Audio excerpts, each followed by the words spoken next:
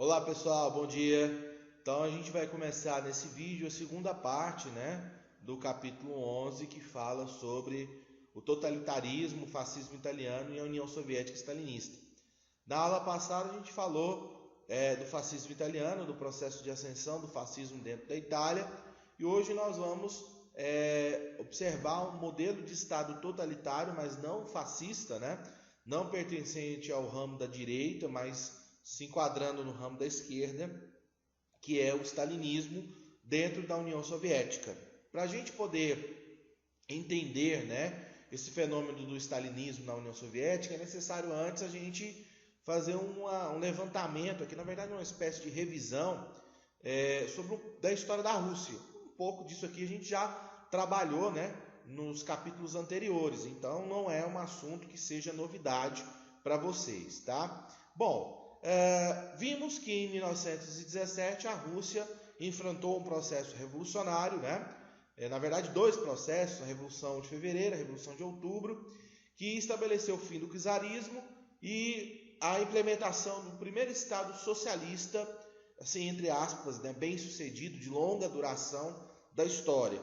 Lembrando que a Rússia, desde o final do século XIX e início do século XX, enfrentava uma crise social, econômica aguda, e que o envolvimento na Primeira Guerra Mundial acentua ainda mais essa crise e acaba desencadeando o processo revolucionário.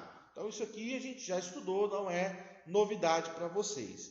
A partir de outubro de 1917, o governo russo passa a ser controlado pela figura do Lenin, aquele líder revolucionário bolchevique, que foi o responsável por implementar o socialismo dentro da Rússia e posteriormente da União Soviética. O Lenin assumiu a Rússia em 17, logo após 1919 começa a Guerra Civil entre russos brancos e russos vermelhos, nós já estudamos isso aqui também, Só em 1921 que a Guerra Civil se encerra e, de fato, Lenin vai poder se dedicar ao governo, criação da NEP, enfim, a gente já falou disso aí também. Só que durante esse conflito, Lenin ele contraiu uma doença, ele contraiu tuberculose e em 1924 ele faleceu, Então, de forma repentina, não esperada, ele acabou falecendo. E aí nós tivemos uma disputa interna dentro da cúpula, do Partido Comunista da União Soviética, do PCU, para poder saber quem iria de fato assumir o governo. Então nós tínhamos basicamente duas alas. A ala stalinista, o Stalin era o secretário-geral do partido, e a ala trotskista, O Trotsky era o comandante, o Leon Trotsky era o comandante do Exército Vermelho. Então esses dois grupos, essas duas alas, vão disputar o poder, o controle dentro da União Soviética. Vamos lá. E essas alas têm projetos distintos, de socialismo. O Trotsky, por exemplo, ele defendia que aquele era o momento ideal para lançar a Revolução Socialista no mundo inteiro.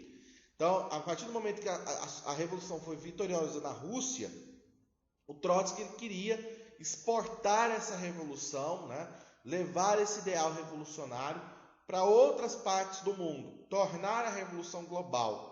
Uma visão até meio um pouco romântica, desse processo, uma visão muito idealizada.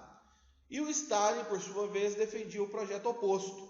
Ele acreditava que era necessário consolidar o socialismo na União Soviética, ou seja, transformar a União Soviética numa potência, num país modelo, para depois esparramar e incentivar essas revoluções socialistas no mundo. A visão mais cautelosa do Stalin ela acabou se prevalecendo e aí em 1927 o Stalin assume o governo, dando início a uma das ditaduras mais sangrentas, mais violentas da história recente, da história contemporânea, É o que eu falo, perto do Stalin, Hitler é moça, Para você ter uma ideia, no Holocausto, Hitler foi responsável pela morte de 7 milhões de pessoas, Estimativas apontam que Stalin seja responsável pela morte, né, de aproximadamente 12 milhões de pessoas.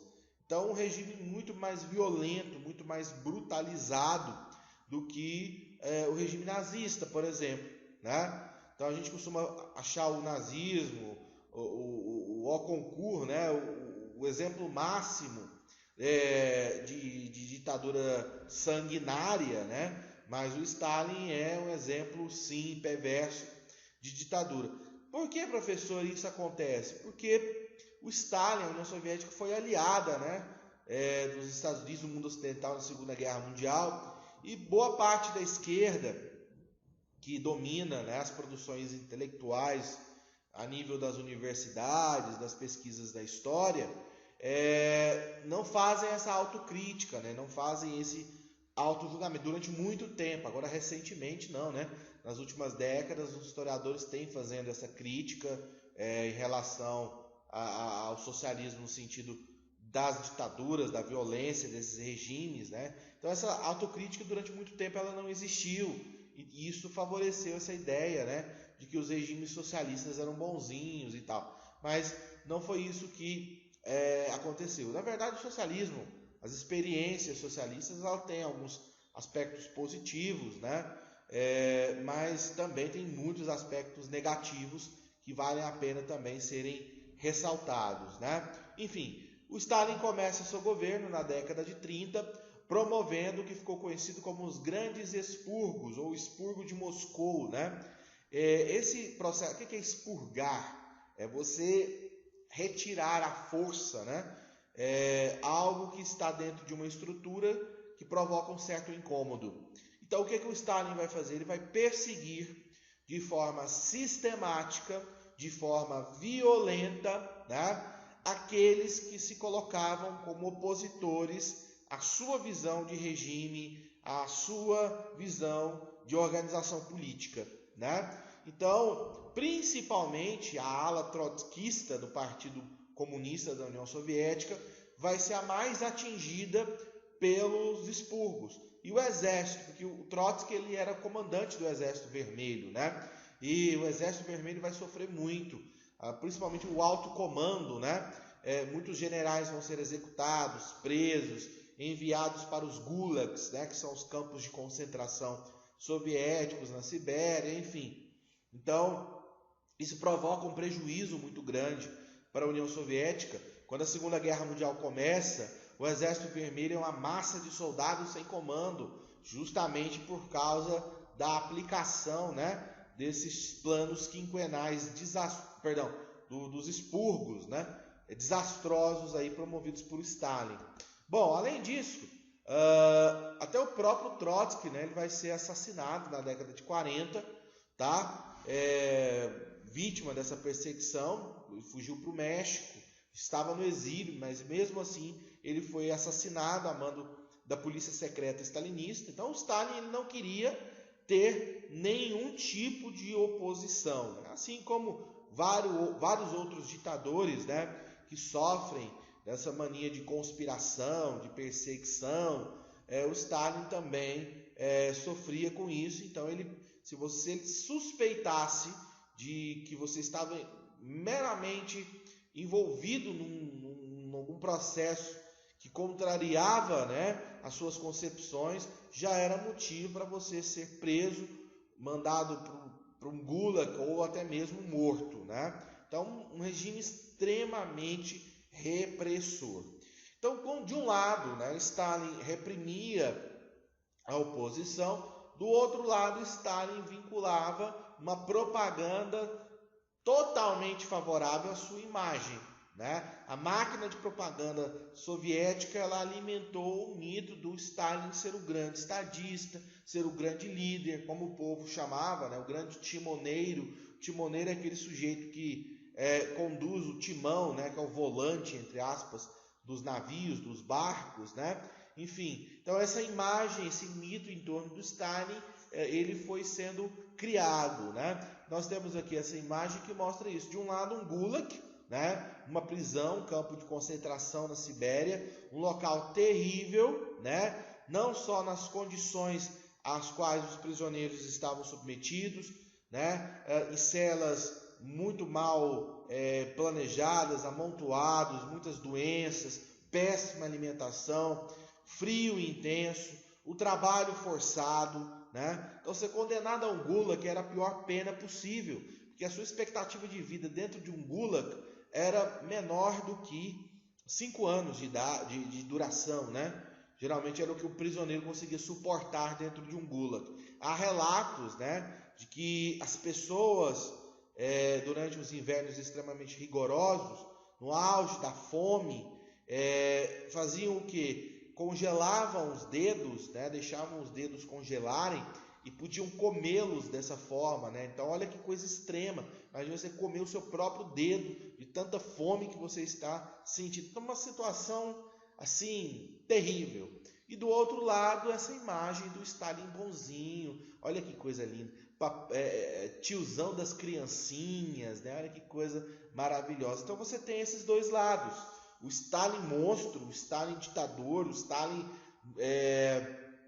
eu vou usar essa palavra, escroto, né? E do outro lado, o Stalin bonzinho, o Stalin, o líder, o cara que vai modernizar a União Soviética para o bem ou para o mal. Esse processo, ele aconteceu, né? Então vamos falar aqui dos chamados planos quinquenais. Ele substituiu a NEP, a nova política econômica, né? Ela foi extinta e no lugar foi estabelecido o plano quinquenal. O que era o plano quinquenal? Toda a economia agora estava planificada sob o controle do Estado soviético. Então não havia nenhuma iniciativa privada mais. Todas as iniciativas econômicas partiam do Estado. E o primeiro plano quinquenal, ele investiu pesado, né, na modernização da economia, principalmente na indústria de base, que é a indústria pesada de motores, de equipamentos, energia, siderurgia, petróleo, petroquímica, e na indústria bélica. Por que essa preocupação com a indústria bélica? Porque a União Soviética era o único Estado socialista e estava cercado por inimigos. Então uma guerra contra a União Soviética seria algo que aconteceria mais cedo ou mais tarde, né? Esses planos quinquenais, eles modernizaram a economia da União Soviética? Sim. Em curto espaço de tempo, a Rússia, né, saiu de um país agrário, rural, e se tornou uma potência industrial, né?